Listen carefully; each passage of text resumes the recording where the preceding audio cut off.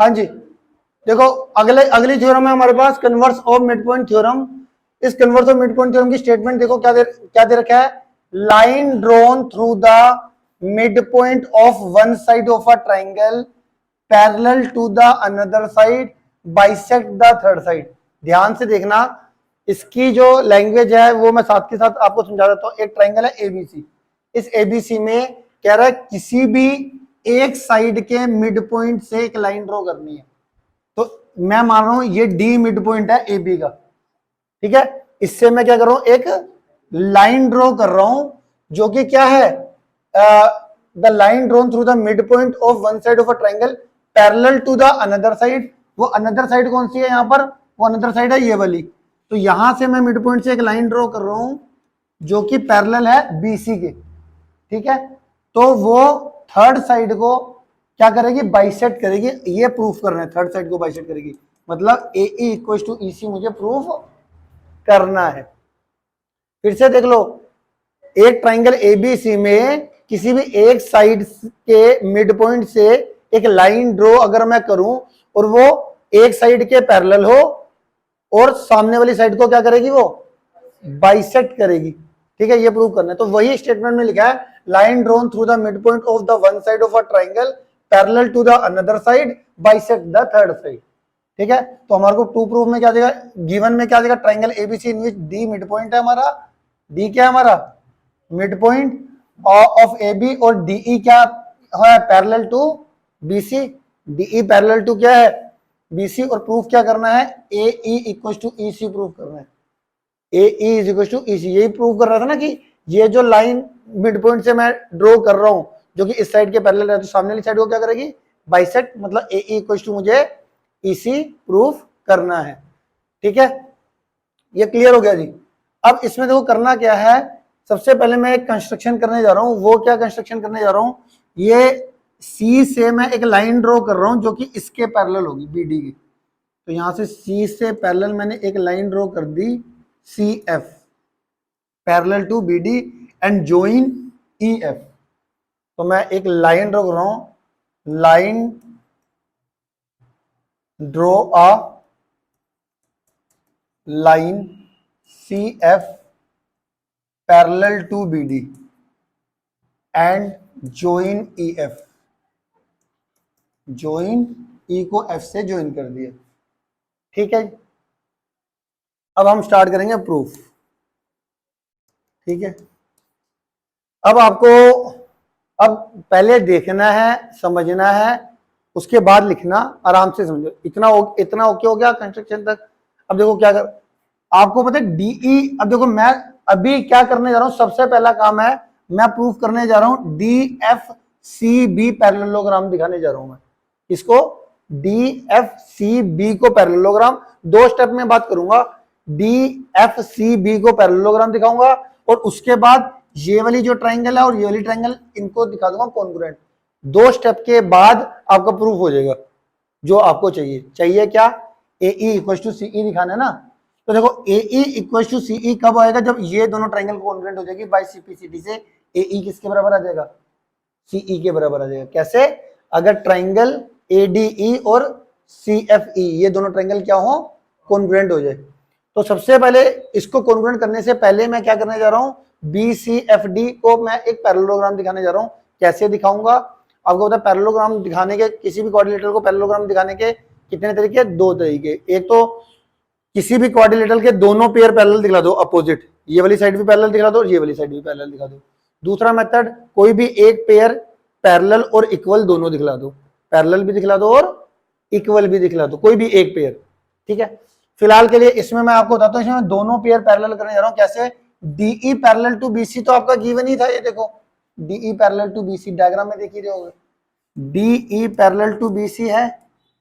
अब डायग्राम में देखो, अगर डीई बीसी के पैरेलल है तो डीएफ भी बीसी के पैरेलल होगा, तो therefore DF parallel to BC. अब डीएफ पैरेलल टू बीसी आ गया। अब यहां से बात करते हैं सी एफ बीडी के पैरेलल, तो कंस्ट्रक्शन से लिया था मैंने, तो C F parallel to BD by construction, by construction. अब इक्वेशन 1 ले लो, इसको इक्वेशन 2 ले लो। फ्रॉम इक्वेशन 1 एंड इक्वेशन 2 से हमारा दोनों पेयर पैरेलल हो गए, ये इसके पैरेलल हो गया, ये बी सी डी एफ के पैरेलल हो गए, बी सी डी एफ के और बी डी सी एफ के पैरेलल हो गया। तो हमारा therefore B C F D is a parallelogram, therefore B C F D is a parallelogram. क्या मेरी बात इतनी समझ में आ गई है? इतना ओके है? आगे चलते हैं जी। अब मैं ले लेता हूं ट्रायंगल ए, अब मुझे ए ई को सी ई के बराबर दिखाना है, तो मैं ये दोनों ट्रायंगल ले लेता हूं, ए डी ई और सी ई एफ।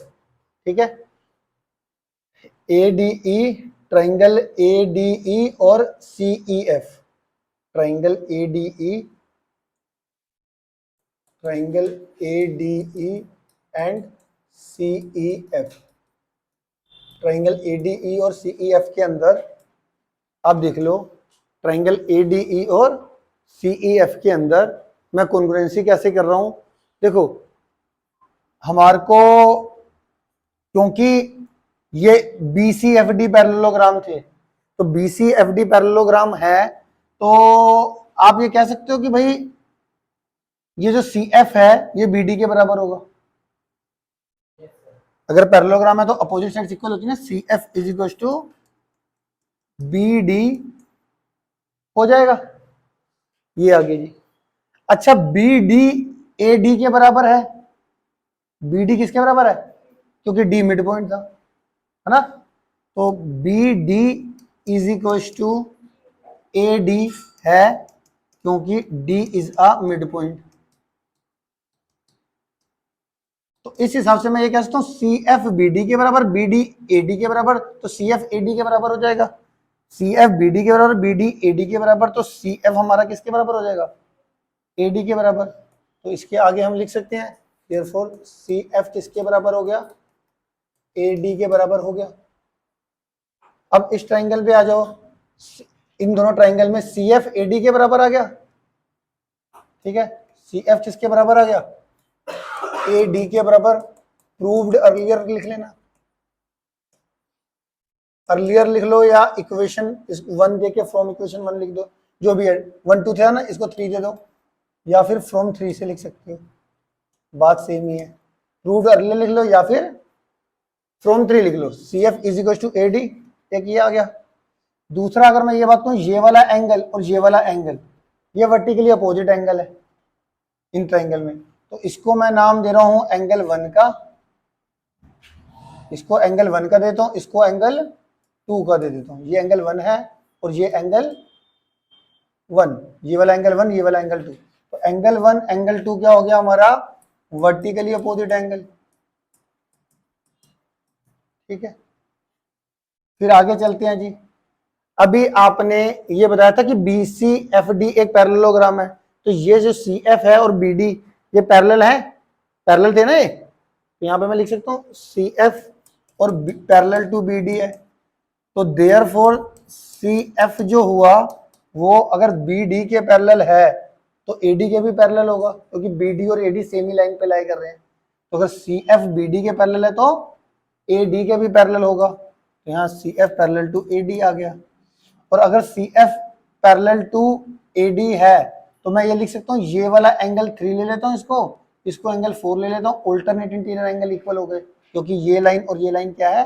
पैरेलल। तो यहाँ से एंगल 3 इक्वल टू एंगल 4 हो गया, alternate interior angles.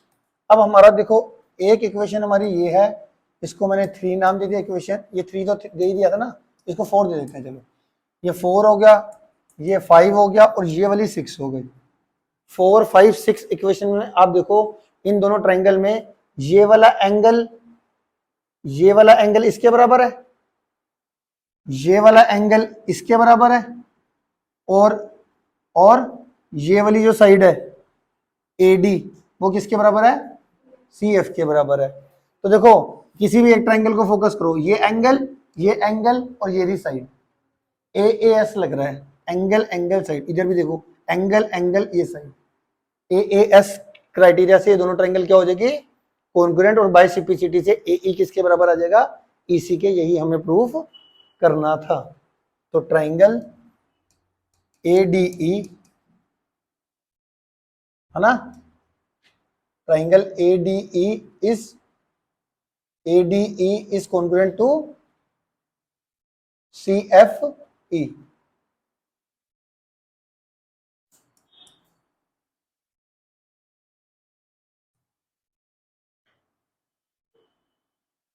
AD AE किसके बराबर दिखाना था? CE के ना। तो बाय CPCT AE किसके बराबर आ गया? CE के। ठीक है। अच्छा, इन चीजों का लेटर का ध्यान रखना। देखो मैंने सही लिखा कि नहीं लिखा। एंगल ए के कोरस्पोंडिंग क्या है? एंगल सी आना चाहिए। एंगल ए के कोरस्पोंडिंग एंगल सी, क्योंकि ये वाला एंगल इसके बराबर है। ठीक है। ई के कोरस्पोंडिंग ई आना चाहिए। ई के कोरस्पोंडिंग देखो ई आ रहा है। डी के कोरस्पोंडिंग एफ आना चाहिए। डी के कोरस्पोंडिंग ये एफ आएगा। ठीक है, क्लियर हो गया? आ गया समझ में भाई? आ गया समझ में फाइनली? ठीक है, क्लियर हो गया? तो ये था हमारा converse of mid point theorem. जैसे हमने दो ट्रायंगल को कॉन्ग्रुएंट दिखा के AE इक्वल टू CE दिखाया। इससे पहले मैंने BCFD को पैरेललोग्राम दिखाया था। मेजर दो बातों में ये हमने काम खत्म कर देना।